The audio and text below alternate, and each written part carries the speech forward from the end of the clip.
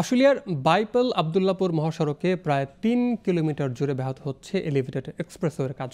পর্যাপ্ত ড্রেনেজ ব্যবস্থা না থাকায় শিল্প কারখানার দূষিত পানি পড়ছে মহাসড়কে, ফলে বছর জুড়ে সড়ক ডুবে থাকে হাঁটু পানিতে।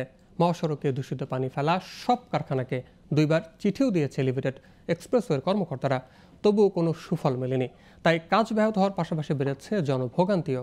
আশুলিয়া থেকে মোহাম্মদ শাহিন আলমের তথ্যচিত্রে ডেস্ক রিপোর্ট।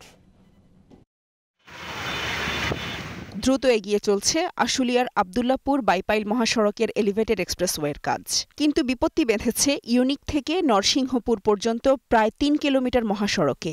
এখানে বিভিন্ন শিল্প কারখানার কেমিক্যালযুক্ত ও দূষিত পানি ফেলা হচ্ছে মহাসড়কে, ফলে বছর জুড়ে এ সড়ক হাঁটু পানিতে ডুবে থাকায় জনদুর্ভোগ পৌঁছেছে চরমে। গার্মেন্টস ফ্যাক্টরি আশেপাশে যা আছে সব ময়লা পানি ছেড়ে দেয়, কোনো নিষ্কাশনের কোনো ব্যবস্থা নেই। ওই পানিটা রাস্তার মধ্যে থাকে সারা বছর, আমরা যাওয়া আসা অনেক অসুবিধা কষ্টকর হয়ে পড়ে যায়। যদি বৃষ্টি না হয় তাও রাস্তায় পানি, আর বাড়িওয়ালারা সব ময়লা পানি রাস্তা ছাড়ে। আশেপাশে যেগুলো ফ্যাক্টরি আছে এখান থেকে ওরা লাইনগুলো ছেড়ে দেয়, ওপেনলি রাস্তায় এসে পড়ে। এই ড্রেনগুলো ভরে যায়, ড্রেনের মাধ্যমে পুরো রাস্তায় নেমে আসে। এগুলা কাদো পায় পানি, এগুলা চুলকানি ধরে যায় এই পানির জন্যে।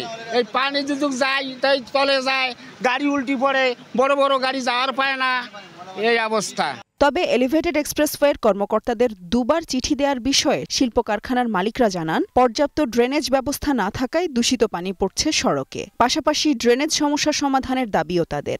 ওনারা ইতিমধ্যে একটা চিঠি আমাদেরকে দিয়েছেন, সেই চিঠির ওখানে আমরা নোট দিয়েছি যে আমাদের ইটিপি নিজস্ব ইটিপি রয়েছে, যেটা পানি প্রসেস হয়ে আমাদের জমিতেই পড়ে। আশেপাশে যারা ফ্যাক্টরি সাফার করতেছেন, কারণ এখানে ড্রেনেজ সিস্টেমটা উন্নয়ন নাই, এই উন্নয়নটা করার দরকার। লোকাল প্রতিনিধি এবং এলজিআরডির ভূমিকা রাখা দরকার। চিঠি পাওয়ার পরে আসলে এটা মানে একটা ব্যাপক একটা কাজ, এটা খুব ইজিতে এই জিনিসটা সমাধান করা যায় না, কারণ এটার সাথে সরকার জড়িত আছে, এটা সংশ্লিষ্ট ডিপার্টমেন্ট এটার সাথে জড়িত আছে, কিন্তু আমার একক প্রসেসটায় এটা আসলে সমাধান করা যায় না। এদিকে এলিভেটেড এক্সপ্রেসওয়ের কর্মকর্তারা বলছেন, শিল্প কারখানার দূষিত পানি রাস্তায় ফেলার কোনো সুযোগ নেই, এতে কাজ করতে সমস্যা হচ্ছে। ঠিকাদারের সাথে আমাদের কর্তৃপক্ষ যে চুক্তি করছে সেটা হলো যে বৃষ্টির পানি যেটা পড়বে শুধু সেইটা ড্রেনেজ করা। ওদের কানেকশন গুলো যদি আমাদের এখানে লাইন দেয় তাই তো ঠিকাদার সেটা মানবে না। ওরা যদি নিজস্ব তত্ত্বাবধানে পাইপ টাইপ গুলা সেট করে রাখে, হ্যাঁ, ওইখান দিয়ে পানি গেল, আমি যে শুকনার মধ্যে ড্রেনটা করে ফেলবো সেই সুযোগটাও তো আমাকে দিচ্ছে না।